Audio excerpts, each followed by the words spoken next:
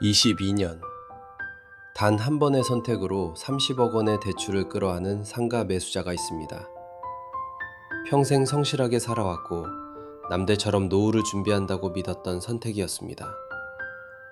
학교 바로 앞, 사람들이 가장 안전하다고 말하던 입지, 학세권이라는 이름 아래 분양가는 38억, 임대만 되면 매달 2,200만 원이 들어온다던 계산, 이자와 관리비를 내고도 남는 구조. 서류상으로는 완벽해 보였습니다. 하지만 지금 1층 상가 10곳 중 9곳이 비어 있습니다.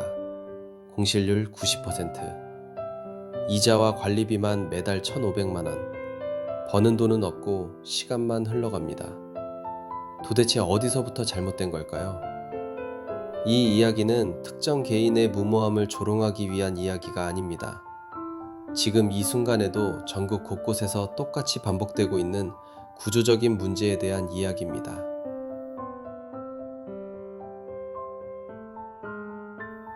안녕하세요. 전국에 계신 큰돌TV 시청자 여러분. 오늘은 경기도 고양시에 있는 향동지구에 나와 있습니다. 이곳 향동지구는 불과 10여 년 전까지만 해도 논밭과 비닐하우스가 전부였던 곳입니다. 서울과 가깝다는 이유 하나만으로 오랫동안 개발 기대가 쌓여있던 지역이었습니다. 2008년 하반기 이명박 정부 시절 집값 안정을 목표로 한 공공택지 개발 정책이 추진되면서 이 일대는 본격적인 변화를 맞이합니다. 공공이 주도하는 개발이라는 점은 많은 사람들에게 신뢰를 주었습니다. 여기는 실패하지 않을 것이라는 막연한 믿음이 형성되기 시작합니다. 주거 비율은 낮추고 업무시설과 상업시설 비중을 크게 늘린 도시구조. 겉으로 보기엔 미래형 자족도시였습니다. 하지만 도시가 작동하기 위해 가장 중요한 한 가지가 빠져 있었습니다. 바로 실제 수요였습니다. 문제는 수요보다 공급이 먼저 움직였다는 점입니다. 분양 당시 분위기는 완전히 달랐습니다. 부동산 시장은 뜨거웠고 상가를 담보로 분양가의 90%까지 대출이 가능했습니다. 10억짜리 상가를 현금 1억만 있어도 분양받을 수 있던 시기. 사람들은 이것을 기회라고 불렀습니다. 임대료로 이자를 내고도 남는다. 노후가 해결된다. 이 말들이 투자 판단을 흐리게 만들었습니다.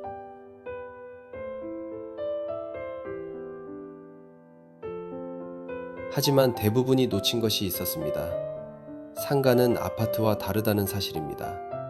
사람이 매일 드나들지 않으면 아무리 좋은 입지라도 상가는 죽습니다. 입주 시점과 정확히 겹친 것이 있었습니다. 기준금리 인상. 2022년 하반기부터 본격화된 경기 침체. 이 시기 기준금리는 1% 수준에서 불과 1년 만에 3% 중반까지 치솟았습니다. 대출에 의존한 상가 투자자들에게 이는 단순한 수익률 문제가 아니었습니다.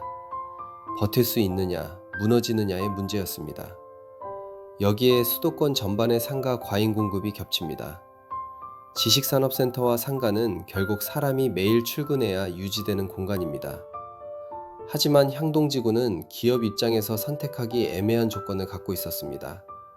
직원들의 출퇴근 부담, 아직 완성되지 않은 주거 환경, 기대만큼 빠르게 개선되지 않은 교통 인프라. 기업들은 굳이 위험을 감수하면서까지 이곳으로 이전할 이유를 찾지 못했습니다.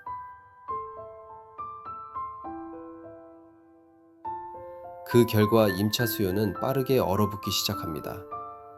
이 건물 1층 상가는 총 10개 호실, 현재 임대가 맞춰진 곳은 단 한 곳뿐입니다. 공실률 90%라는 숫자는 결코 과장이 아닙니다. 이제 숫자가 아니라 현장입니다. 문이 닫힌 상가, 붙어있는 임대 현수막, 사람의 흔적은 없습니다.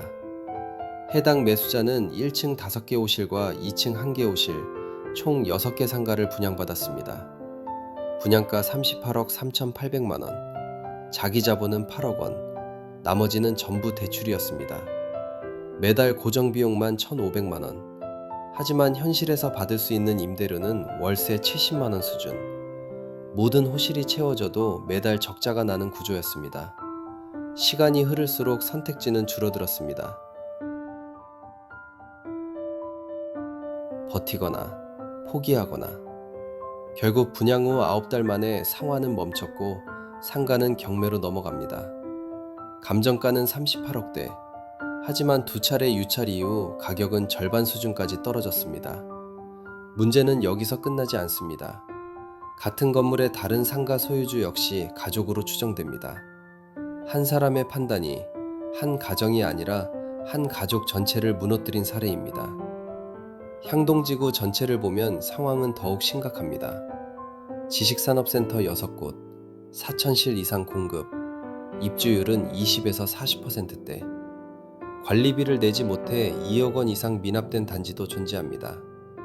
경매로 나온 지식산업센터 물량은 불과 1년 만에 2배 이상 증가했습니다. 이제 지식산업센터는 아파트를 대체하는 안전자산이 아닙니다.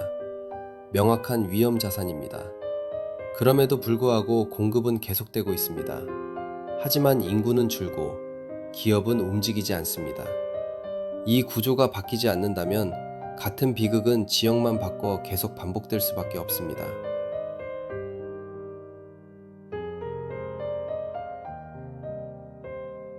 전국에 계신 큰돌TV 가족 여러분, 오늘 영상이 유익했다고 생각하시면 구독, 좋아요, 댓글로 응원 부탁드릴게요.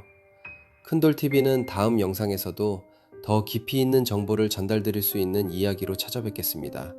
감사합니다.